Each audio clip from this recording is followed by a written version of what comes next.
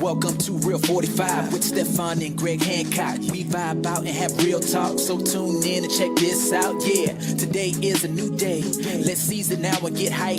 We talking about our careers, our family, and just life. Yeah, share my story with you. Inspiration like every day. Reel45, we gon' keep it live. I keep episodes on replay. Hey, Reel45, yeah, Reel45. Show them how we do it, man. Yeah.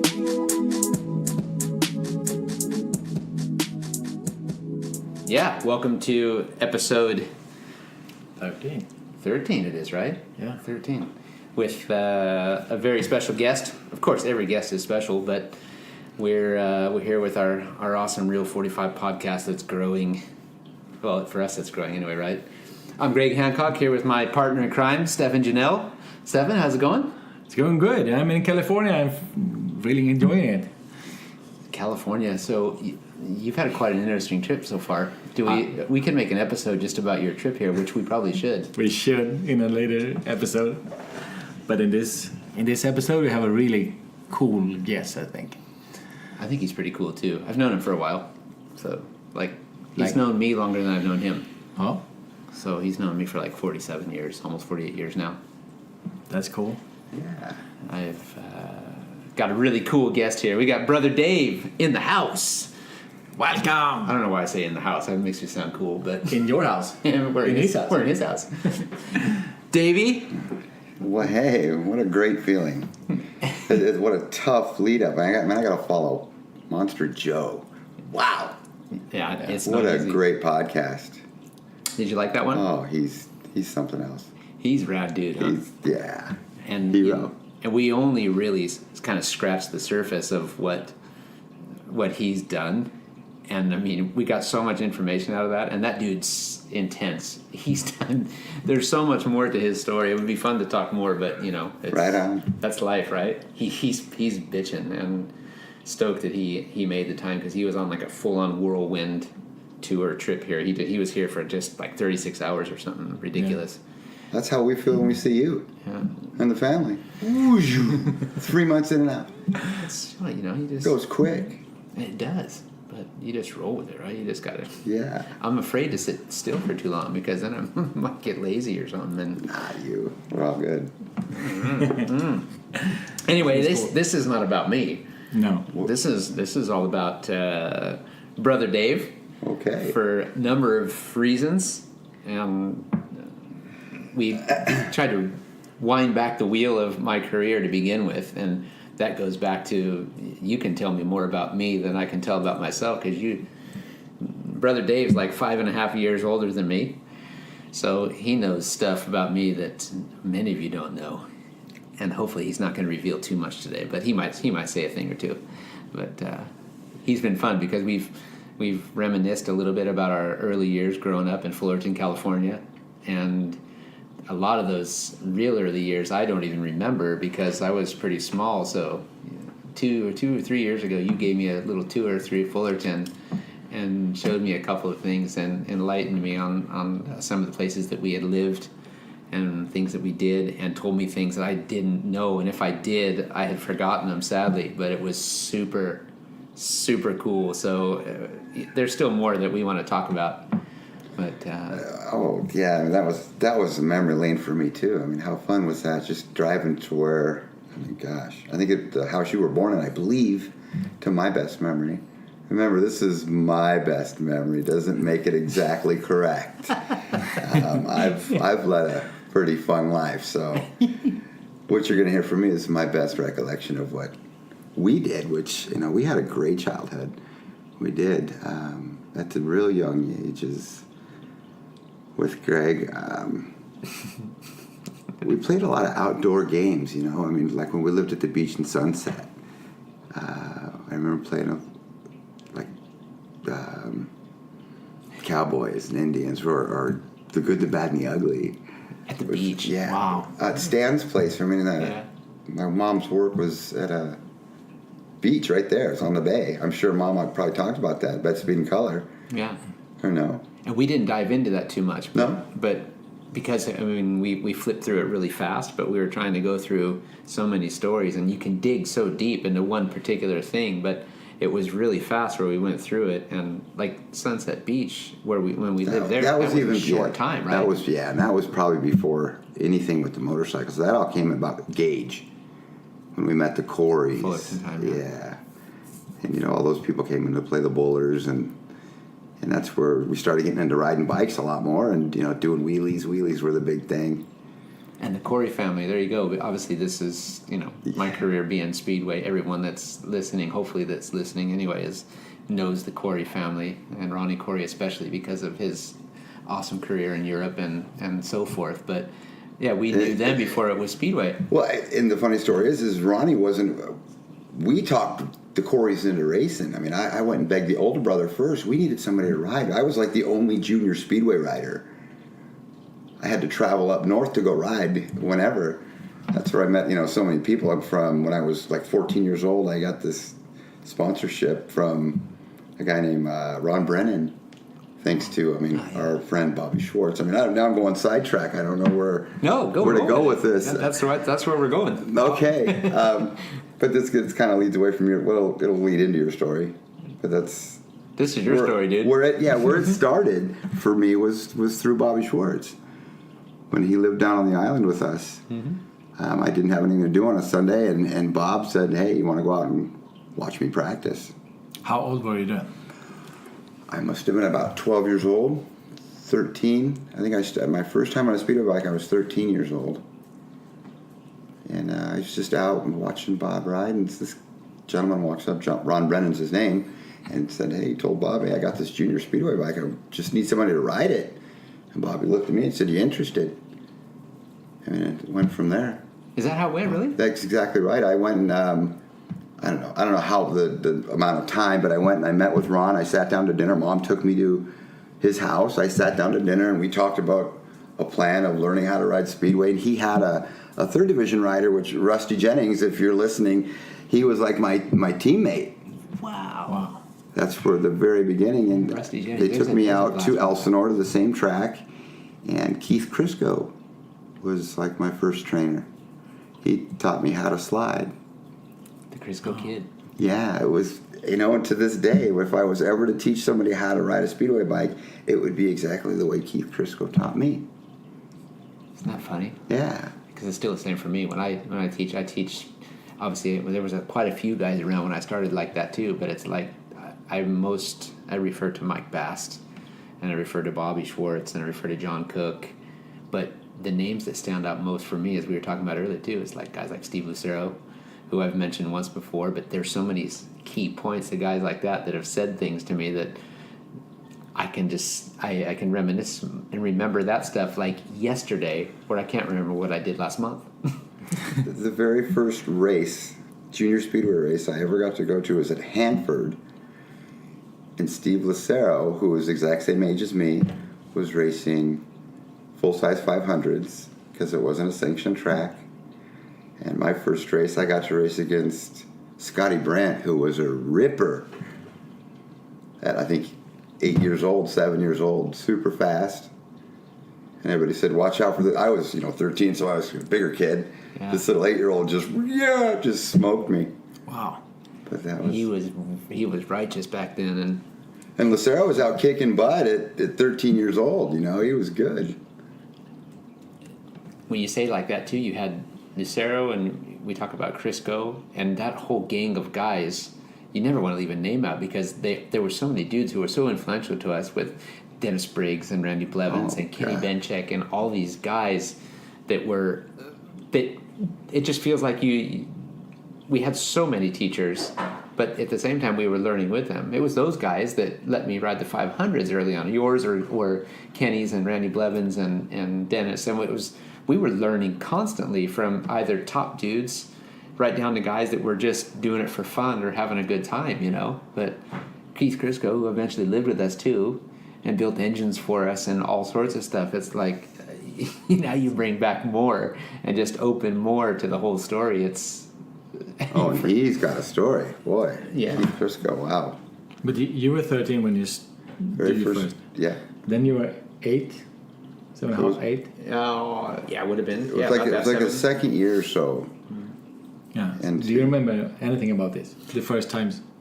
I remember him riding because I was younger, but I was super envious, jealous, because I just wanted to be him at that stage. I just felt I'm too young, I'm too short, I'm too little, and there he was. I remember Ron Brennan, and I remember Dave with the suit that he had first, and then you had that blue and white. Was it their team suit, or you got a suit from somebody? No, the first pair of leathers was the Hancock Designs leathers Bob gave to me because, you know, he got me the ride, so... You wore a blue and white suit somewhere, though. There's pictures of you wearing... That's not me. That's John Cryer. I'd race that guy. You didn't wear that? White. You didn't borrow his suit or anything? I feel like maybe I got it wrong. There's a good chance. I remember the Hancock. Remember, you're talking. That could be something I had borrowed. I mean, there wouldn't be the first time or the last time that I had to borrow or forgot something and borrowed a pair of leathers because you forgot. And I mean, or when you first tried it, or something like that. Could it not have been like that, or no? No, because the first time I went, that was Bob saying, "It's like, here you go," you know. Those leathers, right? Because those came from Dad. Those were Dad's leathers, and just like passed them down. Hand me down, yeah. Cool. Yeah, that's cool. But you got this bike and tried to start racing. When did your parents got involved in everything? You know, I want to say it was about a year past, and nothing was really going. And Dad, Bill Hancock, my dad, I have two fathers. Bill Schneider's my born father. That's who I'm born to, Bill Schneider. Bill Hancock was my adopted father, who, to this day, I'll never forget my mom asking me, we're right by the Fullerton Police Department.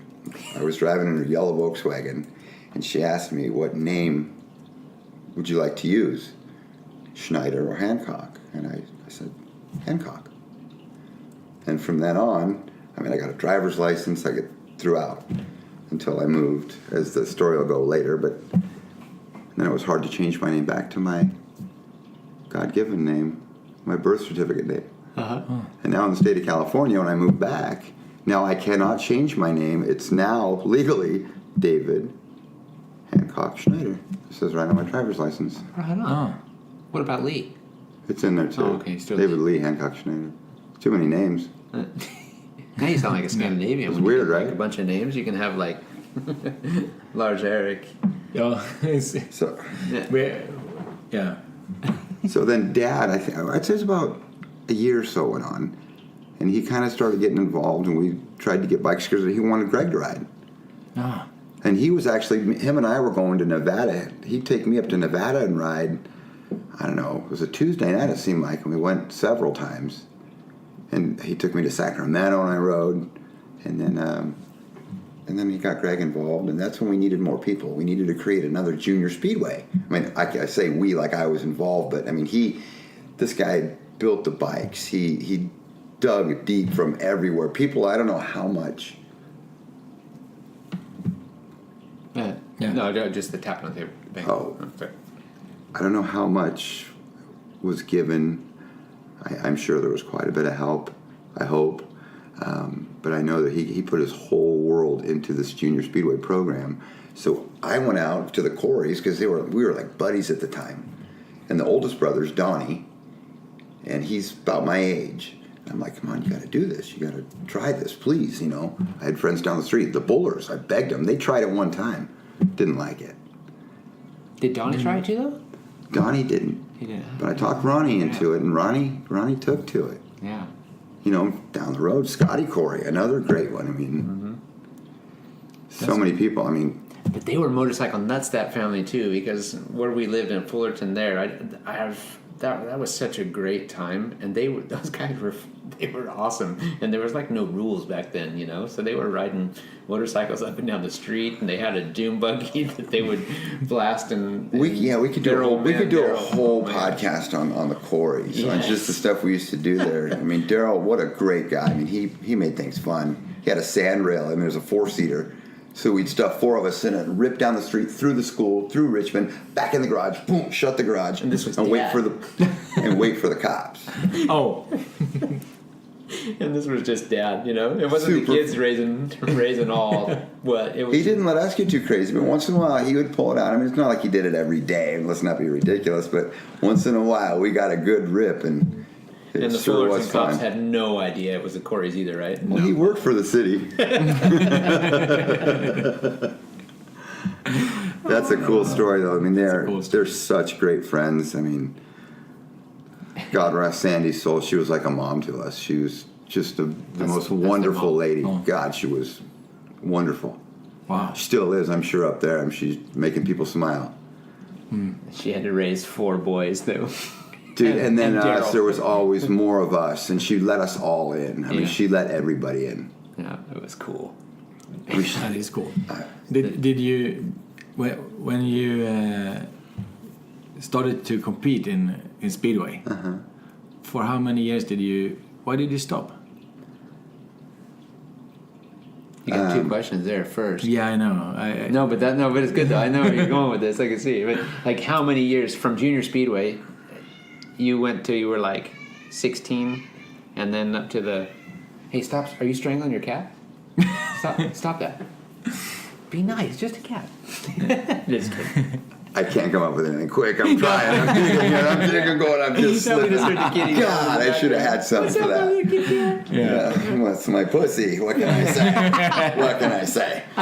It's a pussy cat. That's what I it don't is. know if All it's a right. kid-friendly show or not. You know? Yeah. Well, we just have to before we put it Is out. there a we just beep have in to, there? No, we just have to put on there that So you there don't could have be a foul fucking beep? language. Yeah.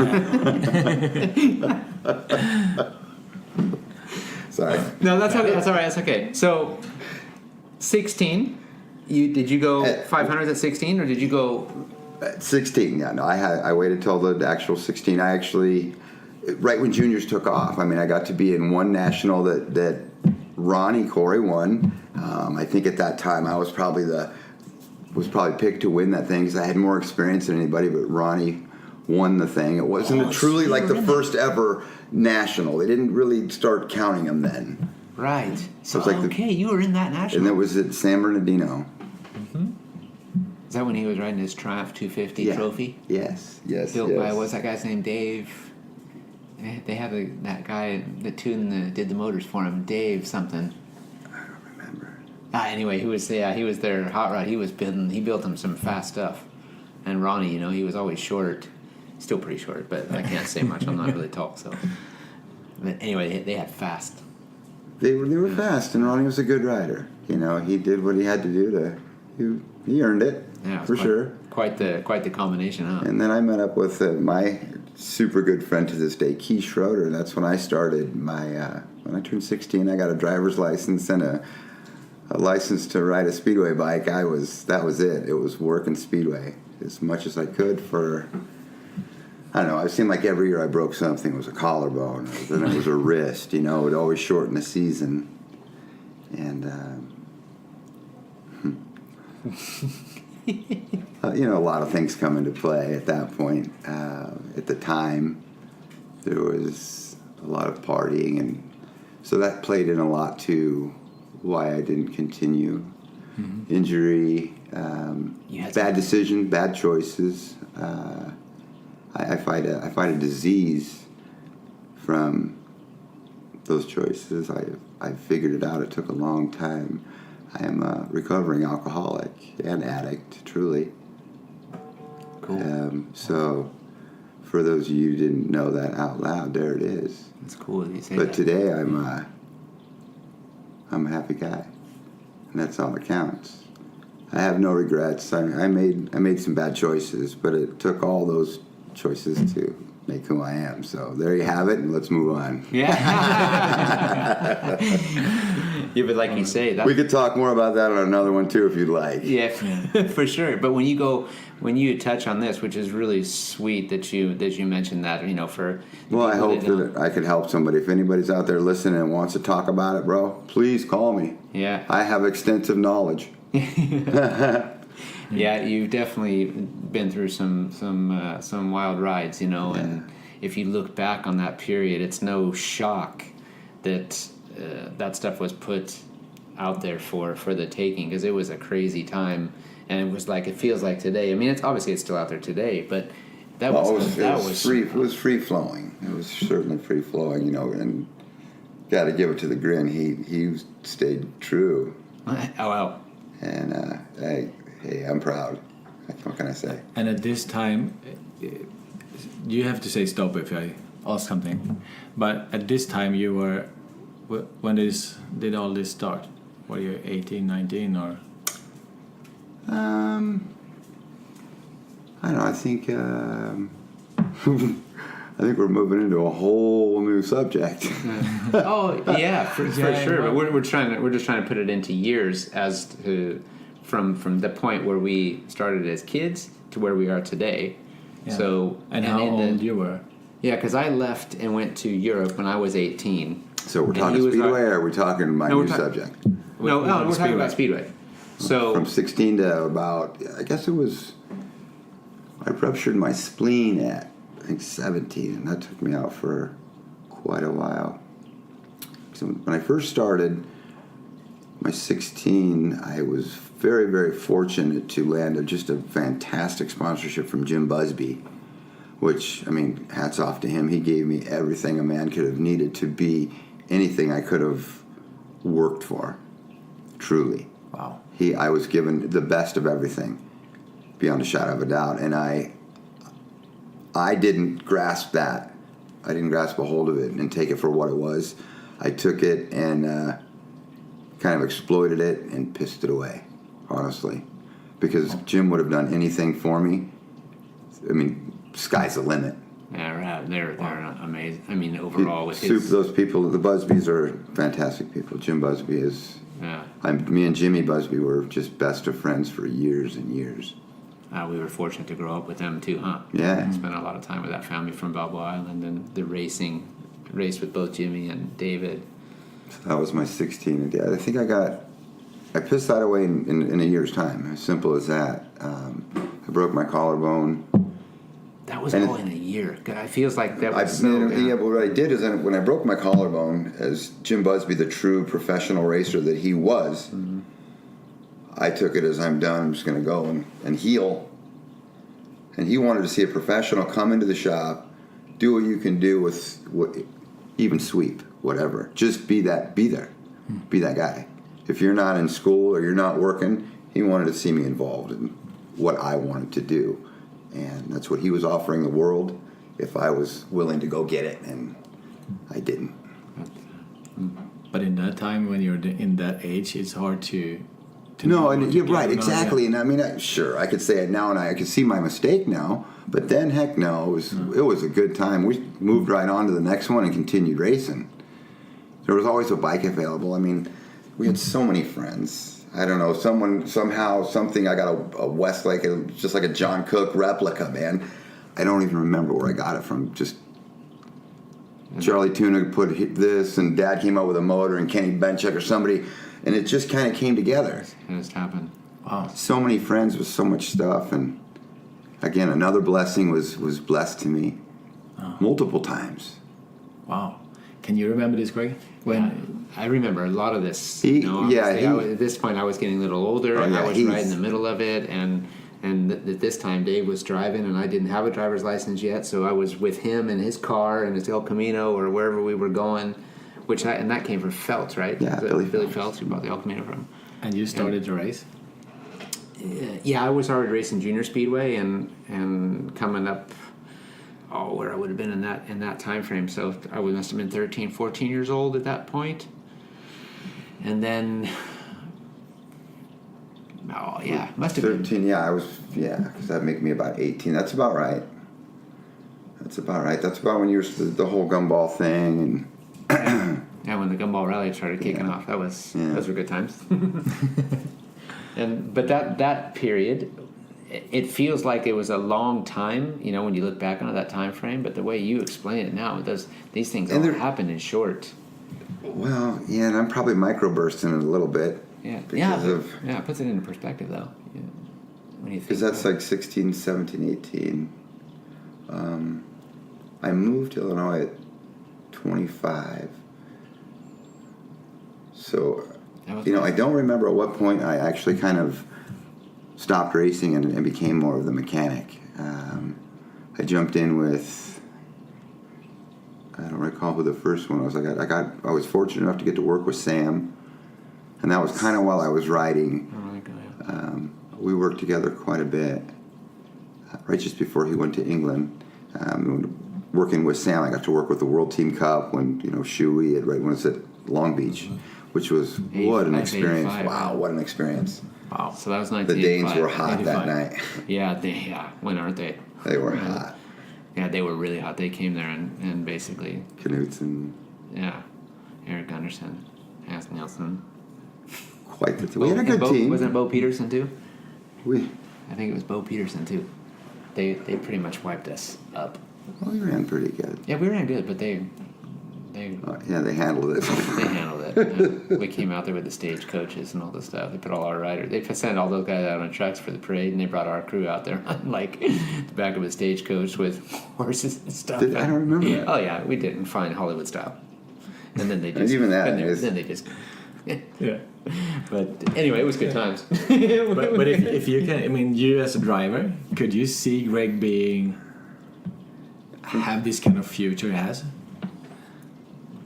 If you looked at the way Greg rode from the very beginning, yeah, now. But then when Greg started him, he just like today. I mean, this is the crazy part. He makes it look so easy, and he did then. Even as a kid on a bike that's so hard to ride, he rode it with such style.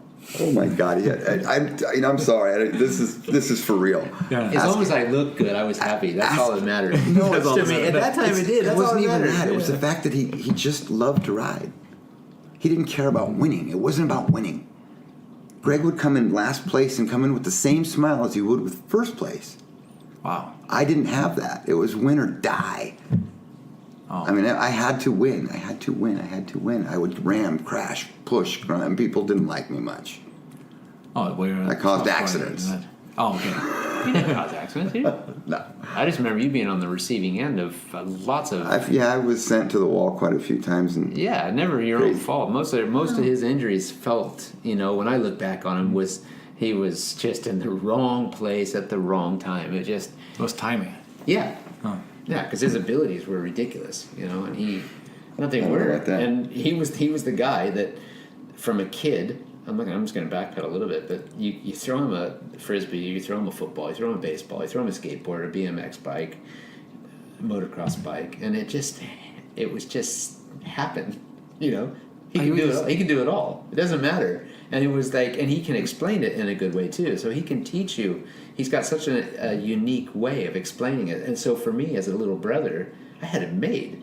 Wow. I got to hang out with him, with his buddies, growing up, and go listen to music at the Doherty's house, or whatever was happening at that time. But the Bowlers, the Coreys, and you saw what he could do. But he was always there, teaching me how to pop wheelies on my bicycle. If I ate it or some dude knocked me off, he was up there going ready to kick the guy's ace, and it was rad. For me, I was lucky to have a big brother like this. So it was killer. And he took, I had a riff-raff with my old man at one point where I had to leave the house, and if it wasn't for somebody to take me to and from the races for a little while, it could have been another story. But see, I don't remember that. I remember that. Yeah, I remember. for I sure. remember I went to jail one time in my life.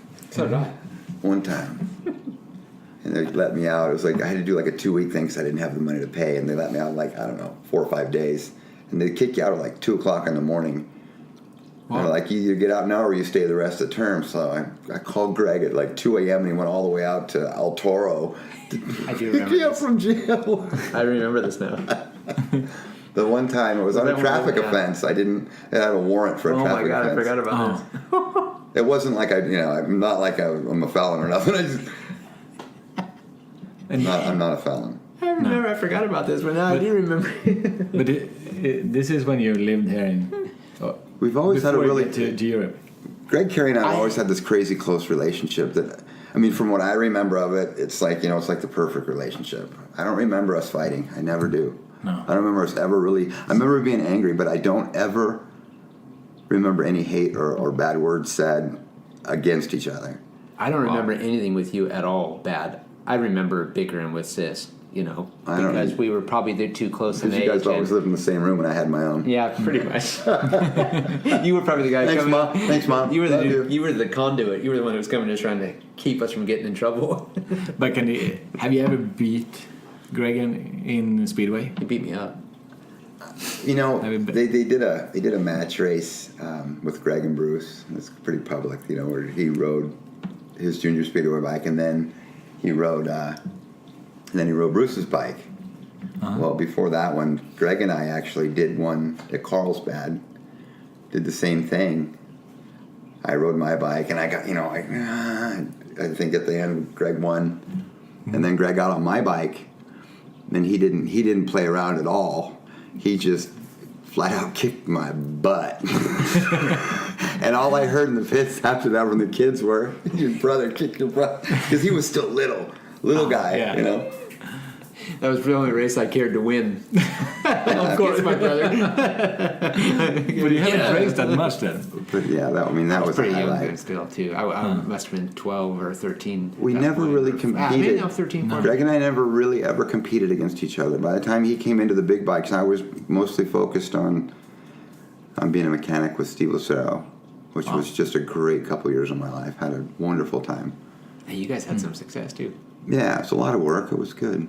But we always talk about this, like, and a lot of people ask, like, well, do you ever beat your brother? And we're like, no, actually, I've never had the chance to really race him. We never did. So that's why I can tell everybody, I've never beat my brother. That's cool. That's why you never fight, Eller. No, that's right. And we just I refused to race against him, and That's not who Greg is, though. It's not about winning anyway. It's just to go out and ride. And I had got the privilege a year ago to go and spin laps with Greg at Paris, which for me was we had a blast. was That a was fun. highlight. I mean, it was wonderful.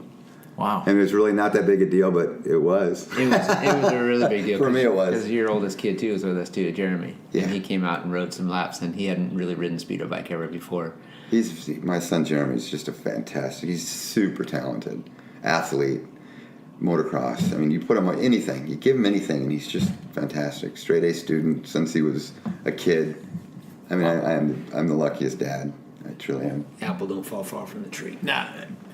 I don't believe that. No, but you know what? It doesn't matter however you look at it. It's probably hanging close to mama. Maybe, well, No, but today, can you see yourself, as Greg told you, that you could do whatever you In got? today's, oh yeah, Can you no, see I've had nothing if but. you just had the eyes for it, or if you were concentrated and looked at people that could do it and you just follow it, or did you just have the skills?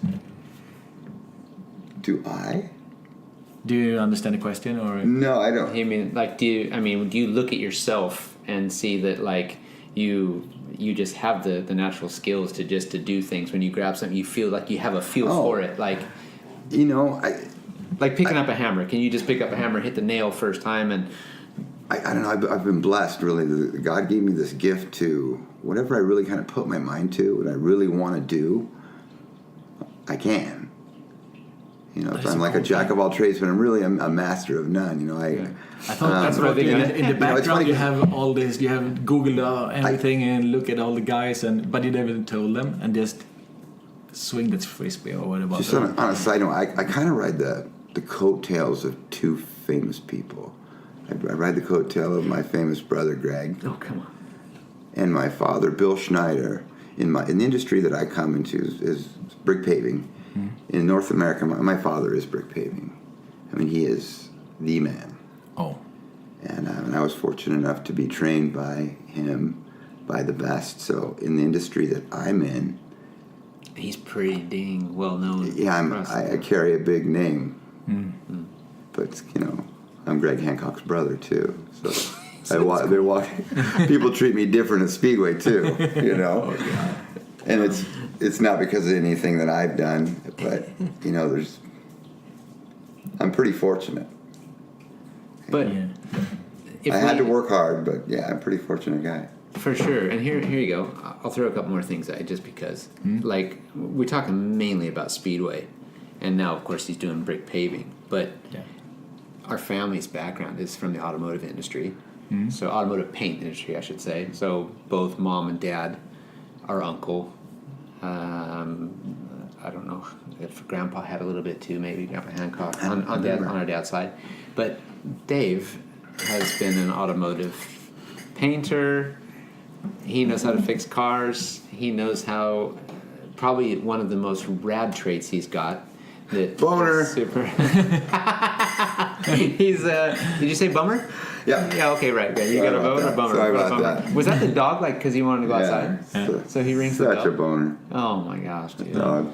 You don't bring words like that into the podcast. I have a Which one? really. What did I say? You said Bummer. it's just a real big bummer that the Yeah. dog had to ring the bell and wanted Oh, to go so we outside. shouldn't say bummer on the show. Okay. No, All right. yeah, it's not a bummer. It's a positive This show. That's just positive. It's positive. So Yeah. don't say there's That's nothing what I bumming envy about this. Greg. He is the most positive. It's a cool person. thing. You can ring the an art. doorbell. See, some of us have a knack for just making it positive. Yeah.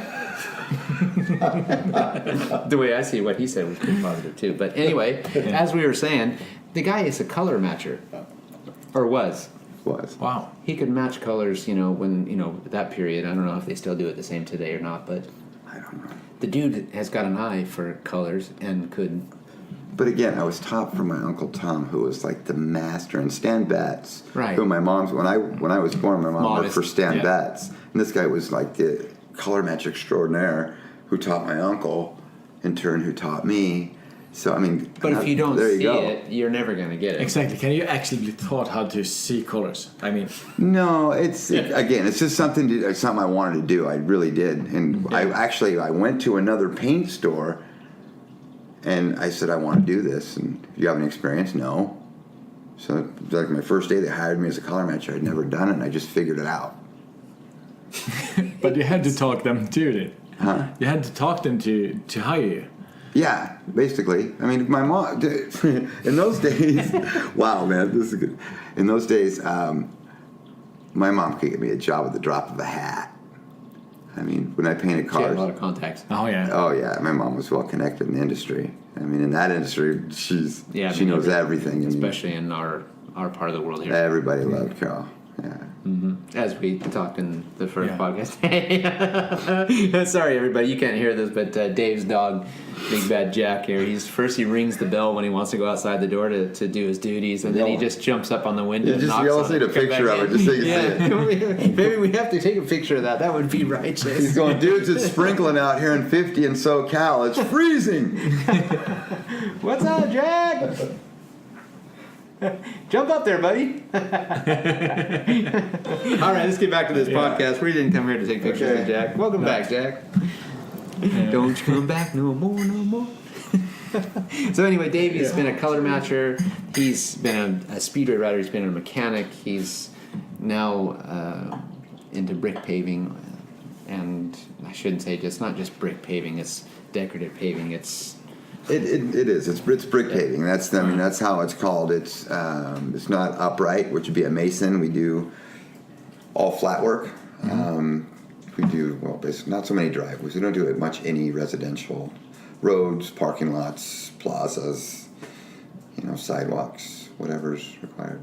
Have you ever worked at anybody famous's house? Michael Jordan?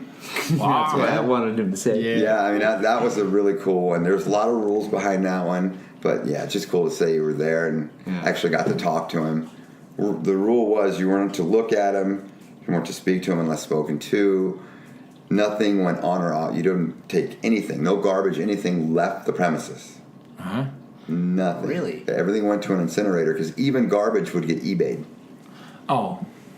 Rad. That is. Yeah, the guy had his own color, his own paver. Everything was one time. That's so sweet. That guy's always been a hero and an idol for numerous reasons. I mean, he's Michael Jordan, he's Air Jordan, he's the GOAT in my mind. And pretty stoked to know that my brother got to work at his house. That was pretty. It's cool. It was nice. Can I touch it? Yeah. Oh, right, yeah. It's funny, though, because you're working in the place and, a bus, just a guy's front yard. A bus will just drive up, people get out, take pictures in front, off they go. Oh. But that was a cool place. But you've done this for a long time now. I've done brick paving now for I started when I was 25. I left California because of my problem with drugs, and I saw no way clear. I couldn't get out of it. I was going further and further in the wrong direction. It was taking over my life, for sure. Luckily for me, the good Lord gave me a chance to go somewhere and do something different. And your Yeah. dad, Bill Schneider, opened up. He accepted me. Yeah, he said, "All right, come on. You're not going to like it here. It's not California." And this was Illinois. This is Illinois. Yeah, and I went and I hated it, and I continued, and I fought it until I just accepted the fact that this is what I was going to do. Wow. I grasped that I wanted to be good at it. I just decided, okay, if I have there's nothing I can do. There was nothing for me here. So I went there for about 3 or 4 years. All I did was work and back and forth to the yard, just learning what I could, driving tractors in the yard on the weekends just to get experience. And stay warm, keep moving. Well, Did you start work as like for day one when you went? Well, day one when I got there, actually, when I flew in the next morning, I went straight out on a job site with the superintendent. I went on like a drive for a day just to see what they do, and he kind of gave me the lowdown, what is expected of me. What was that like? Oh. It was scary. Yeah. I mean, it was. I mean, I went from everything that was normal to me, and in my crazy addict mind, that's not what I wanted to do because I didn't know what to do. Did you see yourself coming back here at that point? I hoped. That early, yeah. When I first left, I only planned on going there for a short time just to get my act together and come back. That was the plan. Right. I had no intentions on staying. But you Honestly. stayed for 27 years, 26 in years. Illinois. Mm-hmm. No. That's, I went for the first year I moved to Illinois.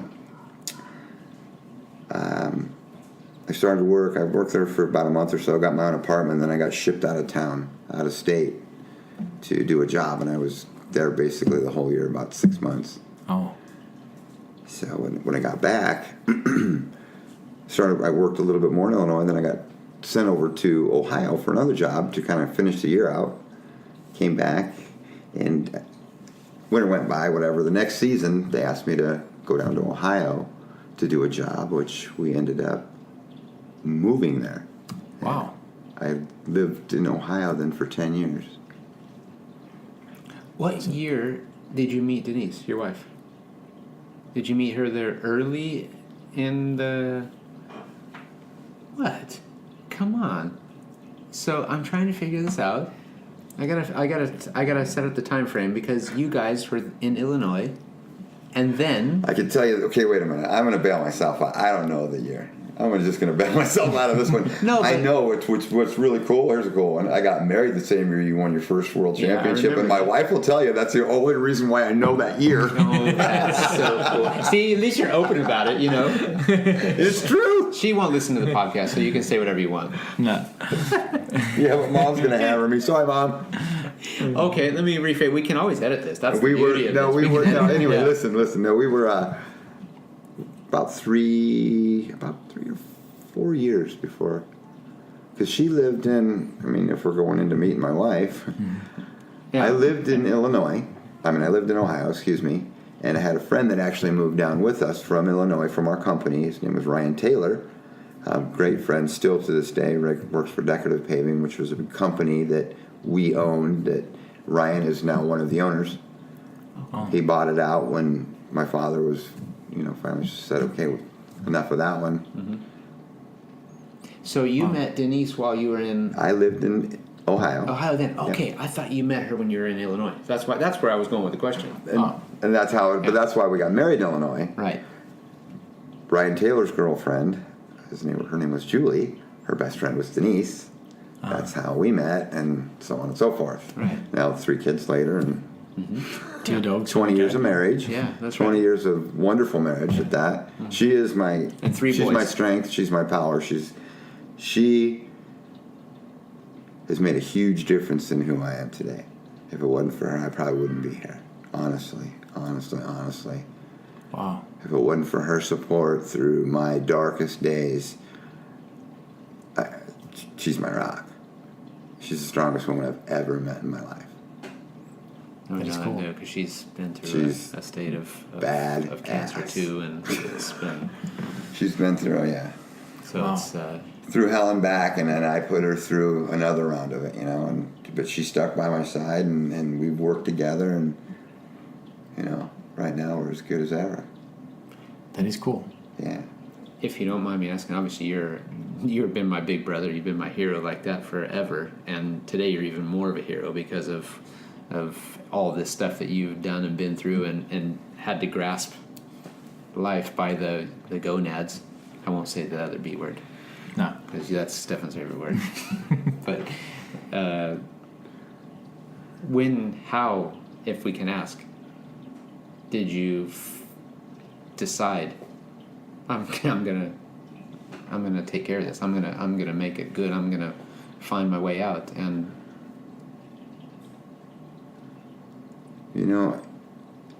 they say in the programs and all the different rehabilitations, and you hit a bottom.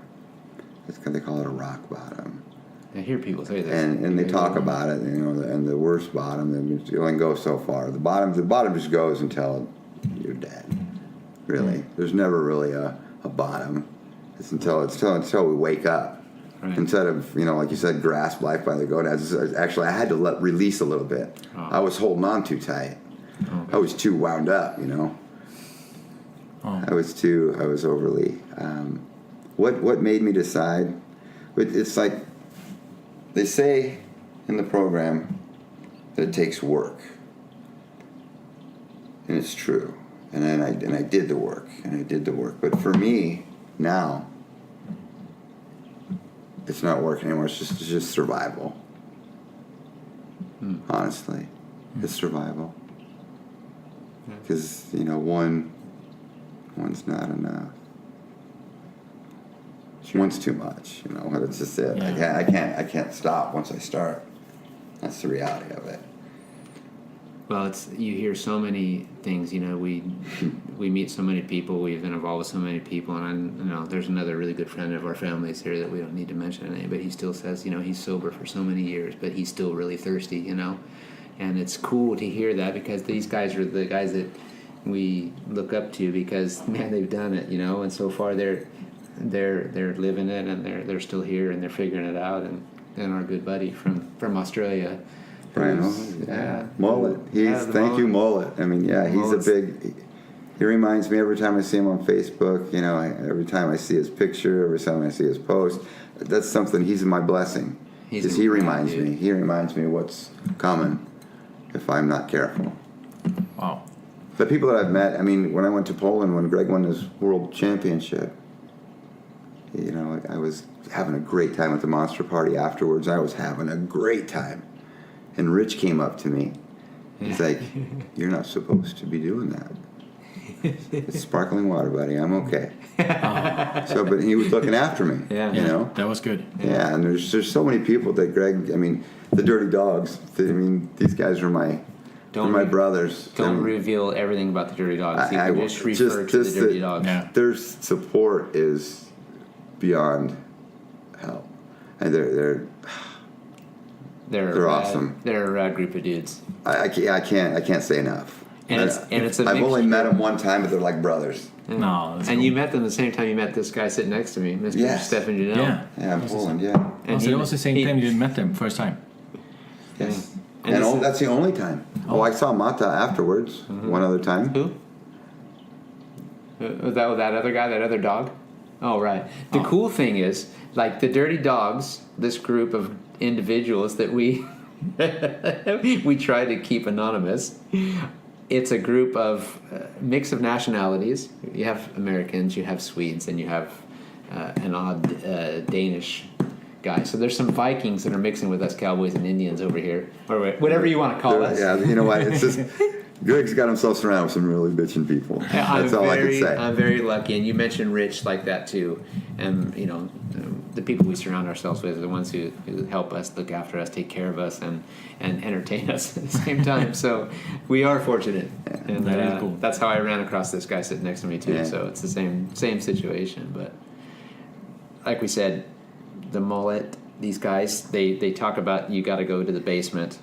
You hear these stories, and we don't understand that, obviously, and we never will, but every little bit has helped these people that I've spoken to, because you're my bro, and they tell you stories, and like, I want to know, how do I do this? We've obviously felt so much for you and feel the pain that we can, but we don't really know what you're going through. We can just assume that we know what's happening. And guys like that, the mullet is a hero, you know, a guy's like an angel, and he just gave me so many pieces of information and so many tools and things that you can try to use, and just says, you know, you'll never understand. And, you know, we as alcoholics or whatever you want to call us, you know, we're different. And we're backward. It takes the drink, you know. It's like the two posts. You got a red post and a blue post. Yeah. You put that drink in and you crosswire. Everything's backward. You think backwards, you do things backwards. And there's no one crossing it. Oh. And I hope that Brian doesn't mind us using his name here, but he's a rad dude, and this is all good. This is all positive, and that guy is. I think he'd probably be all right with it. I don't know though. It's as long as you don't get too deep into what we do to keep where we are. Dude, you're talking about it, so that's it's my blessing today. I have today, and I have this. I get to sit here in front of you guys. You know, there's a lot of things that one of those I couldn't be here to do that. I have a really big question, I think. Sir. I thought you were going to say you had a really big question. I have like a big question. The big question. No. You can help me if I get it wrong, but I think that if you had one thing that you can say to anyone that has the same problem or the same thing, what would that be? Because I think it's the same thing. It's about winning back life, or winning back to be strong, not to take next glass or whatever. Is it one or two things that you can say that actually helps or helped you, or that you can think about? Or that's cool. Well, I guess the simple reality of it is, if anybody's listening and you feel like you do need a problem, you're in the right place right now. Act on that. Otherwise, there's no two words that'll really make it better, other than there is that out. There is an out, and there is a program that can help you to get that out. You just got to talk to more people that are like you. Yeah. I go to my meetings because I need to talk to people. It's like my reset. It helps me to remember my past, which my past is my blessings, because my blessings are some of those things that I did. Now that I remember, I don't want to do that again. In the disease, you lose that. But there's I don't think there's two words you can say, truly. But if you're in the right mind and you feel like you have a problem, right now you're in the right place. That's the thing, to realize that I have a problem. I mean, that's the whole beginning. If you can understand that you have a problem, continue with that. And then if you can just live it for right now, and stay in the right now, because once you start getting help, if you could just stay in the now, because that's where I struggled. And there's a lot of similarities in people like us. You can't stay in the now. You want to see the future, but the problem is you want to create it too. Yeah. And it's a big letdown when your creation don't happen. This is all part of. But I mean, now we're going into it. But that's cool. That's what it's about, though. I mean, it's the simple realities of be nice to your neighbor. You don't have that. No. Finding gratitude. That was my problem. I was never grateful. I was never satisfied. I was greedy. I had all those evil sins, you know. That's what causes it. It's all stems from fear. It's fear. It's fear-based. Anything that can be anything that can like trigger it. like the cat up there trying to grab something or sorry, the cat was on the counter. You mean like a cat that's going to start drinking water and make a bunch of noise for the podcast, and we're going to go, oh man, we got to edit that out. Yeah. Hey, anyway, you know what? You opened a lot of eyes, and I know this isn't just a podcast, and we're not just saying it. Well, it wasn't. It's not easy. Honestly, I mean, it feels like the right thing. Sure does. Feels good. I think it's really the right thing because it's. Like I said, I'm glad that I got to do it with you, man.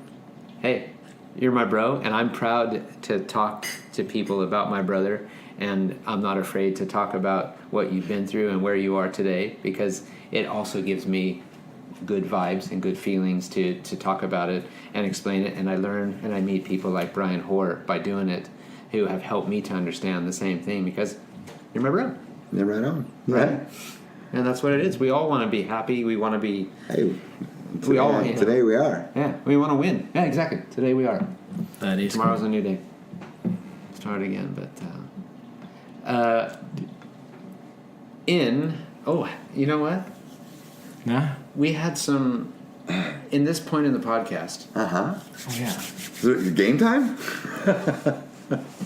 It kind of is, and we have to judge every podcast differently because you never know what kind of guest you're going to get, and you never know what they're going to like and what But anyway, we have like 45 seconds that we usually say, "Can you?"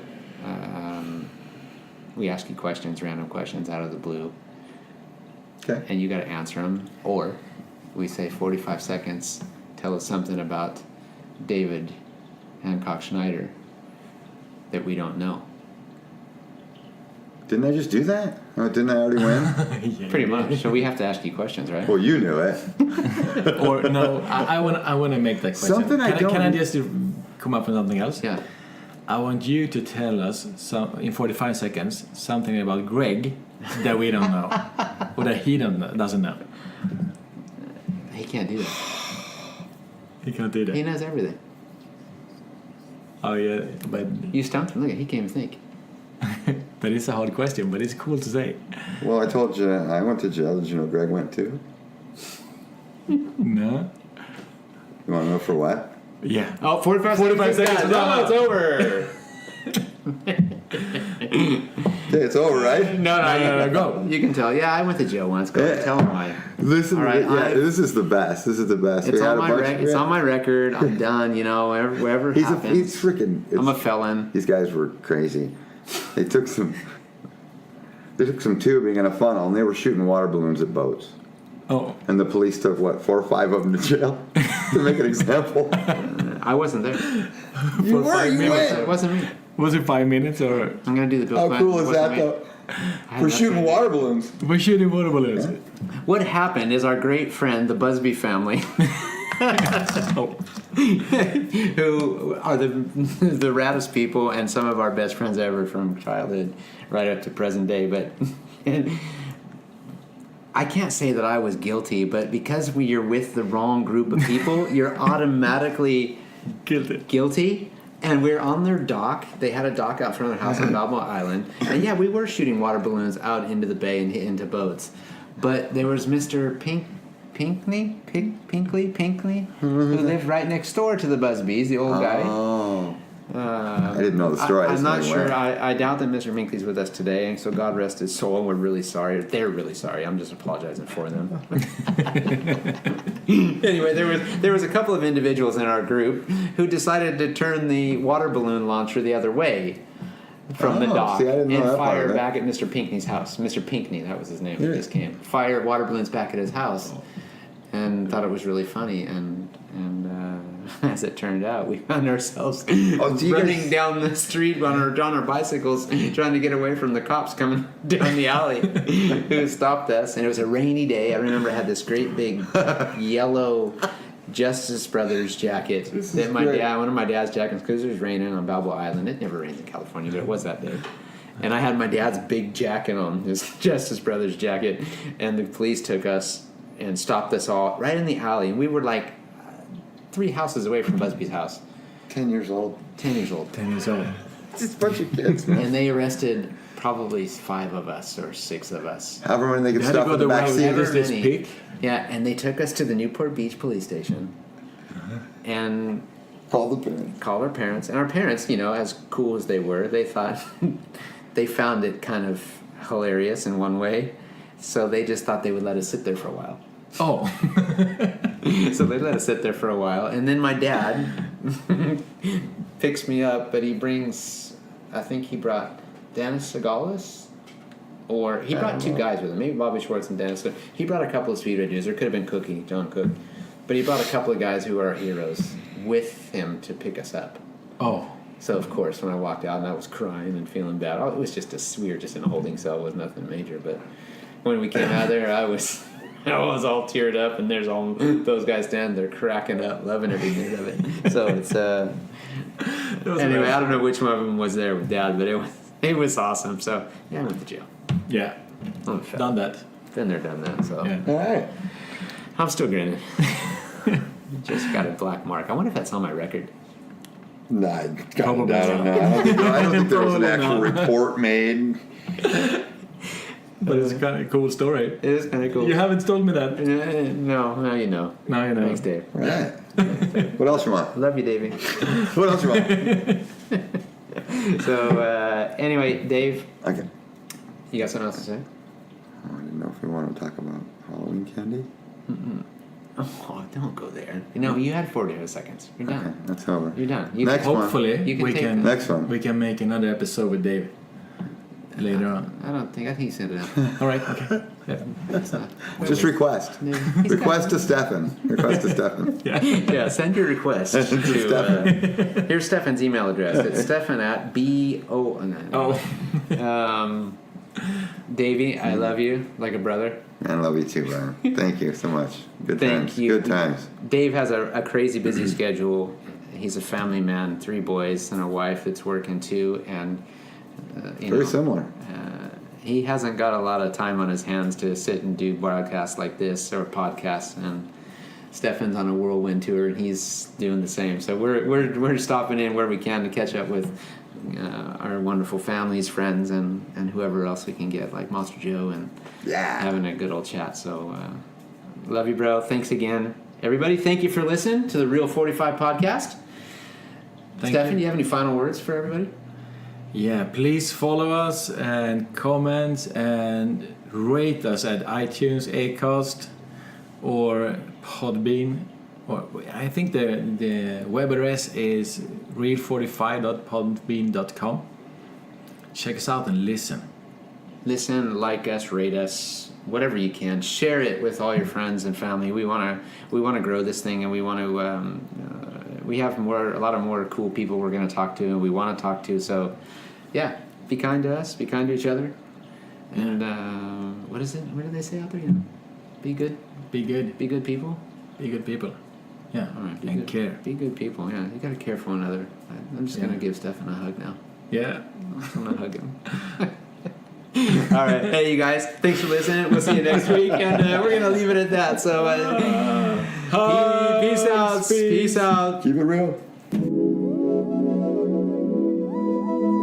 Welcome to Reel45 with Stefan and Greg Hancock. We vibe out and have real talk, so tune in and check this out. Yeah, today is a new day.